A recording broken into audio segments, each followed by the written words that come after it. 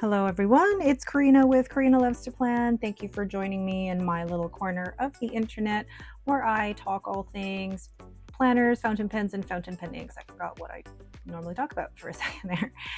I'm going to be doing 15 inks and 30 days. And I know there aren't 30 days in October, but who says you can't do this at any time of the year? And the last time I did this was July, and that had 31 days, so no big deal.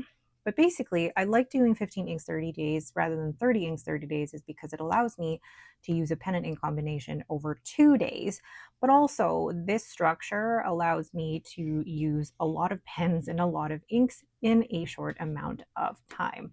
So what I'll be doing is I will be writing the pen and ink combination here in my Hobonichi A5 notebook. I will also be doing paper swatches and doodles in my Hobonichi A6 Hone. And then I'll also be decorating my journal. I won't be showing that though, just because it's my journal. And then what I'm going to do on this page is also paint roses for every ink that I've used. All right, let's get started. And just to mention, I'll also be swatching with my Browse ornament nib. This is a 3mm nib, as well as my Kakimori stainless steel nib here. And this is on a River City Penco nib holder. So the first pen and ink combination is my Radius Settimo in Marmo Bianco, and I'm going to ink it with what is left of my Ferris wheel press Lady Rose in gold. Now I'm searching here. I was gifted this by a local fountain pen friend or acquaintance, and since then I have been very generous with this and giving out a lot of samples of this, realizing that maybe I should keep some for myself, but this is all I have of the almost full bottle. So instead of hoarding it, I'm going to use it in 15 inks 30 days, but also I'm going to use this in my Hobonichi A6 5-year journal for the month of October. So this is unfortunately an ink that is no longer available. And I know there are going to be some people who are like, why are you swatching inks that isn't available? Well, because I want to be able to use up my collection. I want to use what I've got. And I don't necessarily want to apologize for what I have in my collection. So writing the number 1. Oh my gosh, that's so pretty. And then doing a swatch here. Oh my gosh.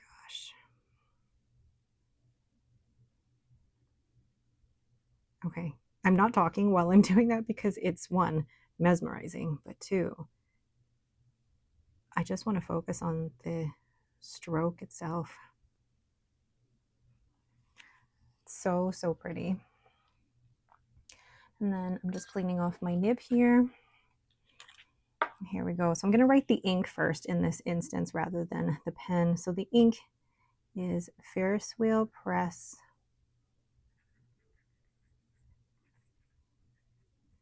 Lady Rose in gold.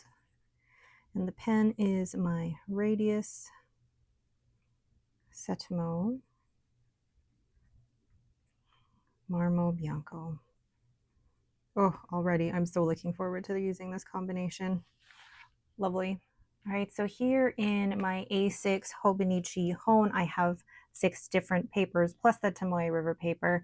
I've got Rhodia, Midori, Iroful, Onion Skin, Yamamoto Bank, and Bank.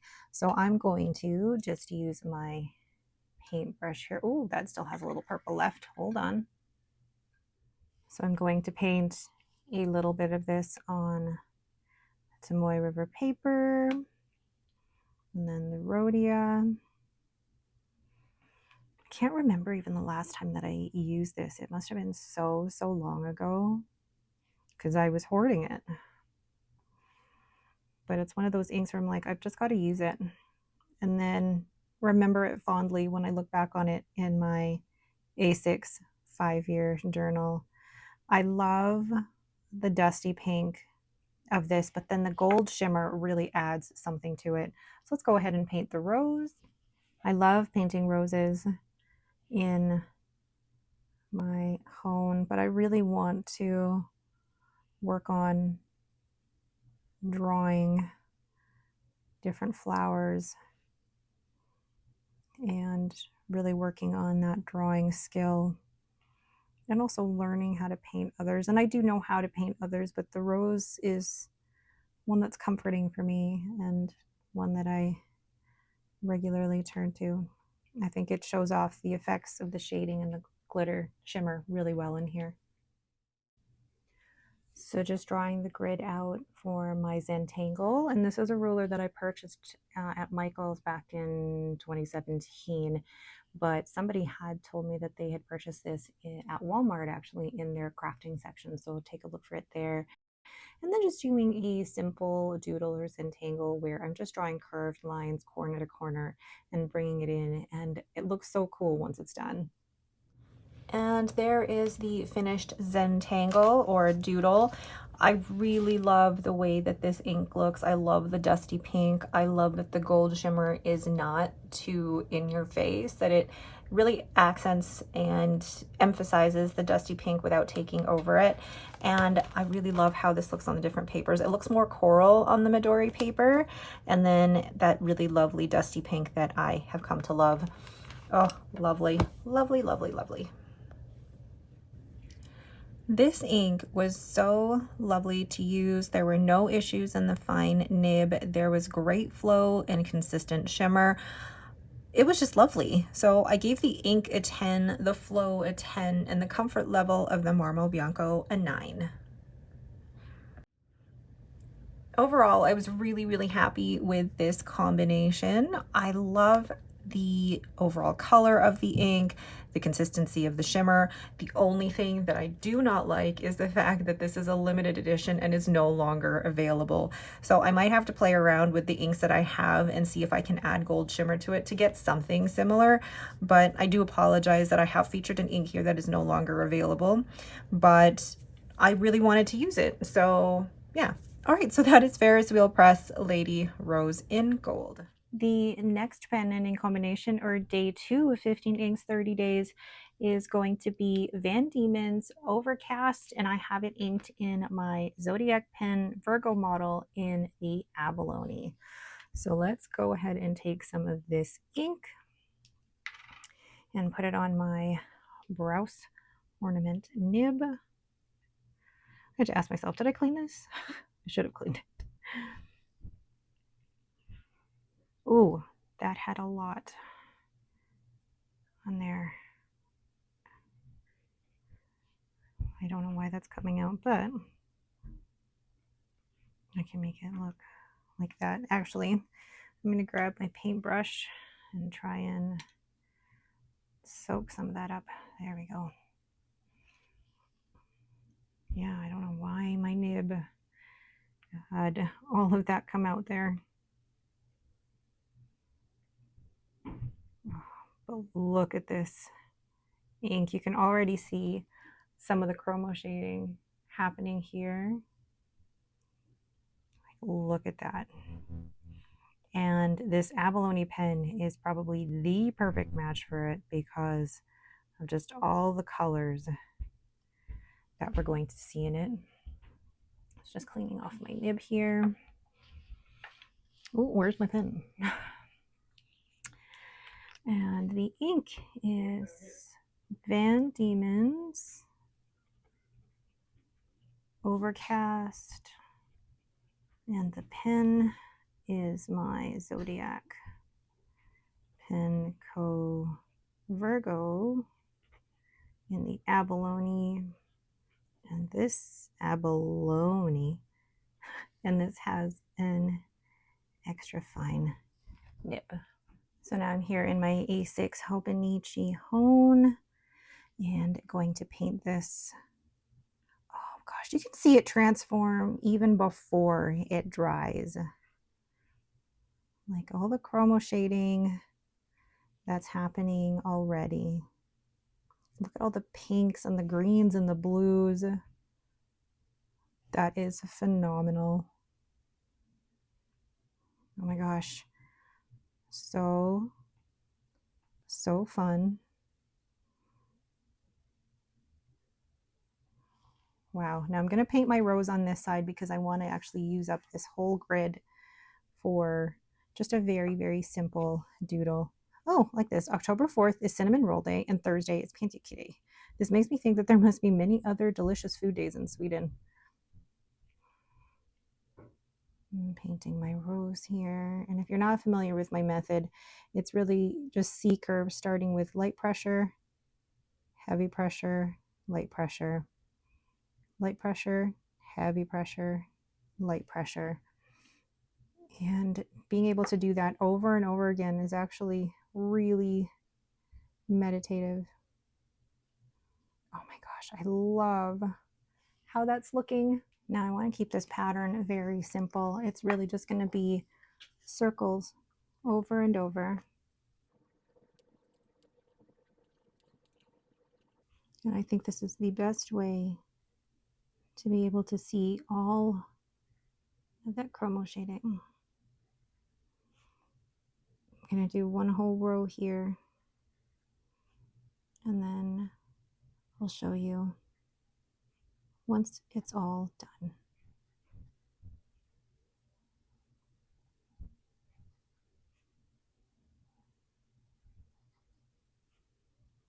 There's just something so relaxing about doing circles over and over again.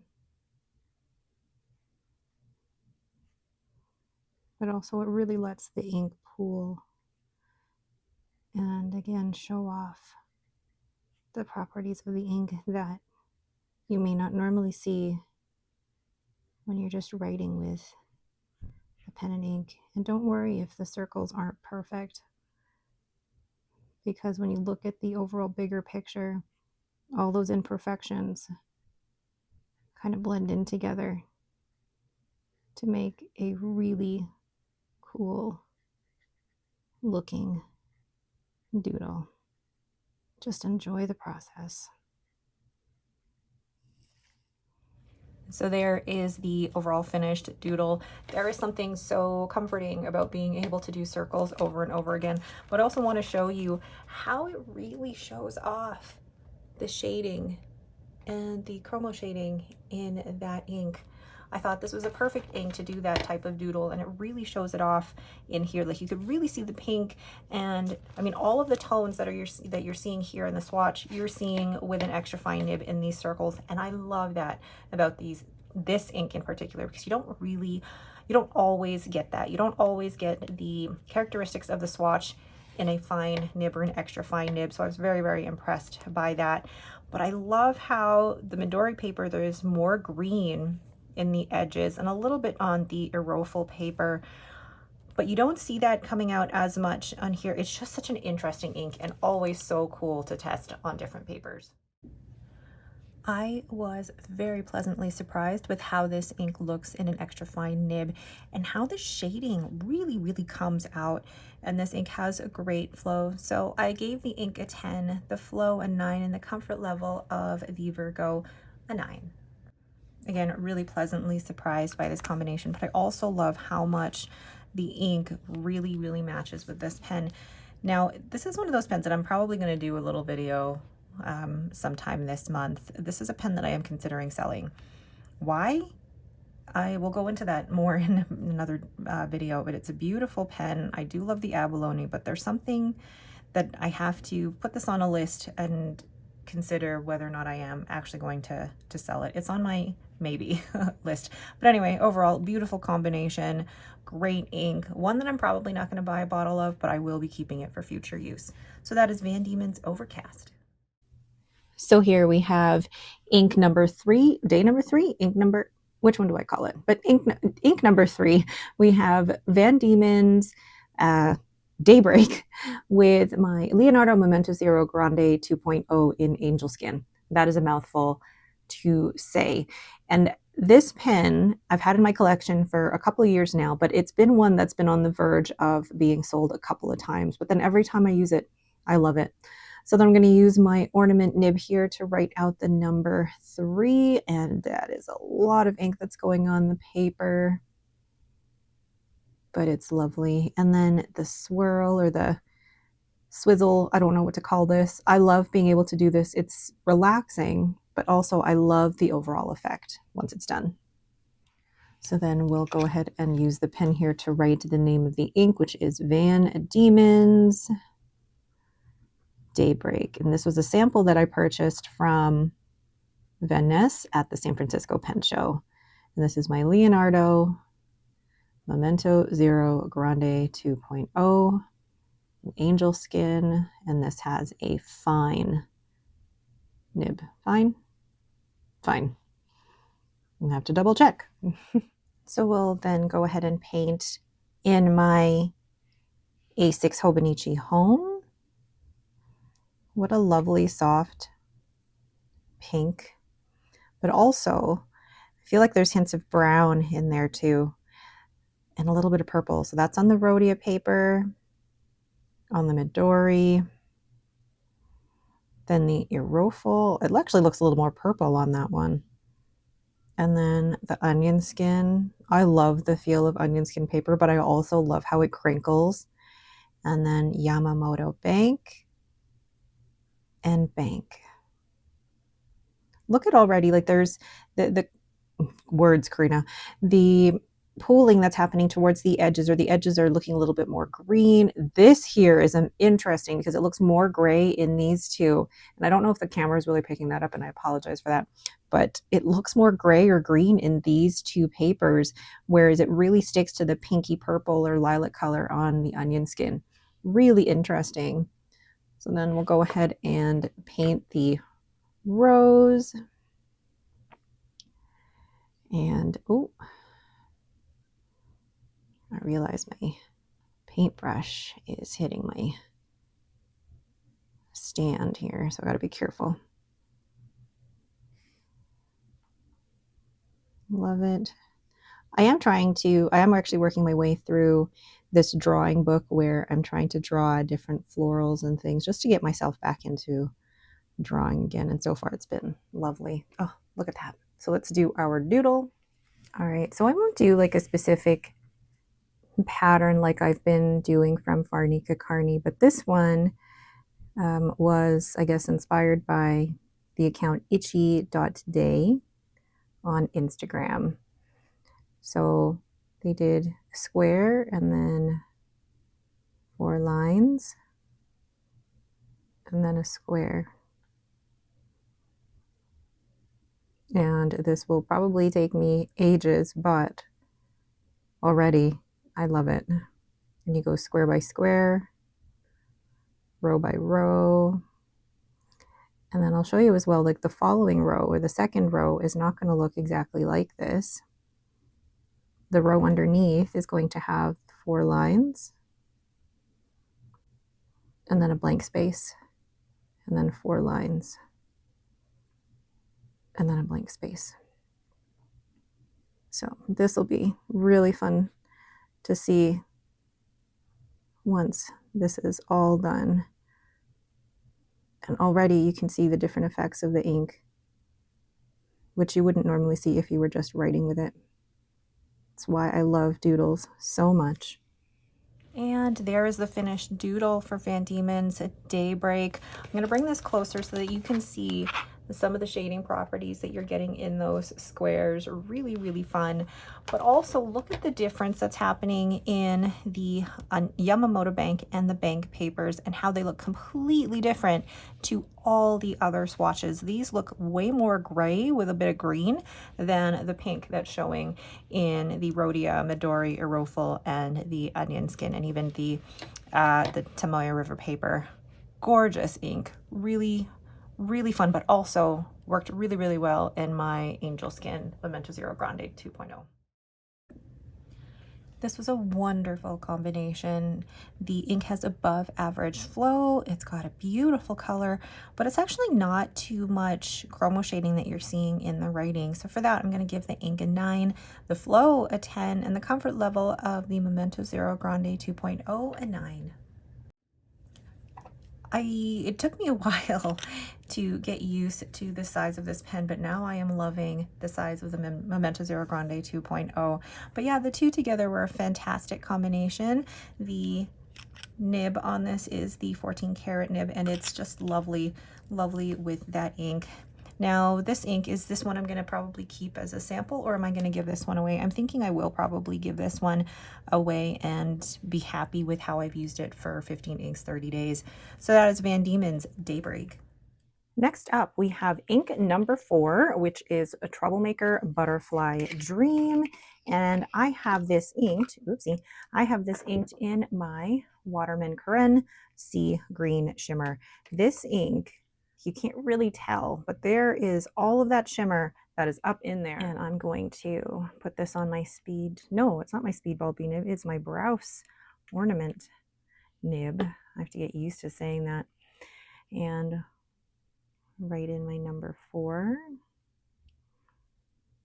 Now, when I first swatched this ink, I wasn't sure about it. This was gifted to me at the San Francisco Pen Show by a dear friend. And I wasn't sure about it at first when I first swatched it. But then I saw the shimmer and this gorgeous green, and I'm like, I love it. And I know exactly which pen this needs to go in. Just look at that. Can you see the blue shimmer already? It's absolutely fantastic. I love it. So then here we go. We have Troublemaker, Butterfly Dream. Oh, already the shimmer is writing so beautifully out of my Waterman Carene. The nib on this is an 18 karat nib, 18 karat gold nib. And this is in a fine. Lovely. Look at the shimmer in that already. Stunning. So now I'm in my A6 Hobonichi Hone. I'm just going to get some of this onto my paintbrush here. And just look at that. How beautiful. Now, I've said before that greens aren't normally for me, even though green is my favorite color in day-to-day life. But this is stunning. I love swatching on these 6 different papers and plus the Tomoe River paper, even though I don't really write with the other ones, but it's just so cool to see the different effects. Like already on the Aerofil, it looks a little bit, I want to say flatter, but a little bit more gray. And then it looks a little bit more yellow on the bank paper. And just look at how much darker it looks than on the Tomoe River paper. Stunning, stunning. So then let's go ahead and paint this rose down here. And this is going to be so pretty. Now I haven't used too many Vinta inks for, well, they're shimmer inks anyway. So I'll be interested to see how well it works. Because for me, like shimmer inks generally work well. There's only really been one ink brand that hasn't been working well for me for shimmer inks. So let's see how Vinta does. So let's do the doodle. The doodle for this one is just going to be very simple squares. And I know I did squares in my last one, but I'm also being very intentional that these squares are not touching the sides of the grid. And one thing I have to be okay about is that these squares are not perfect. They're not straight. They're not the same size. And they're not always perfectly in the middle of the grid either. But what I like about the end product is that you're seeing the bigger picture rather than all the individual squares. But also there's something so meditative and calming about just doing the same thing over and over again. But I also love that these squares will show off the ink properties in a way that writing doesn't always do. Lovely. And I think that's why I've enjoyed doodling so much, is because I write for work, I write for journaling. It's nice to do something with my pens and inks that isn't writing. So we'll see what this looks like when it's all done. Well, that wasn't great.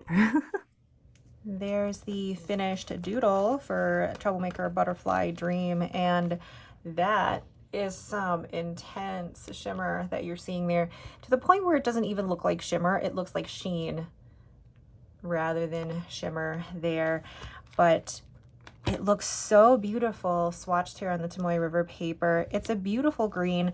I'm still debating though whether it's one that I do want to keep, because writing with it, it definitely created a bit of, what do I want to say?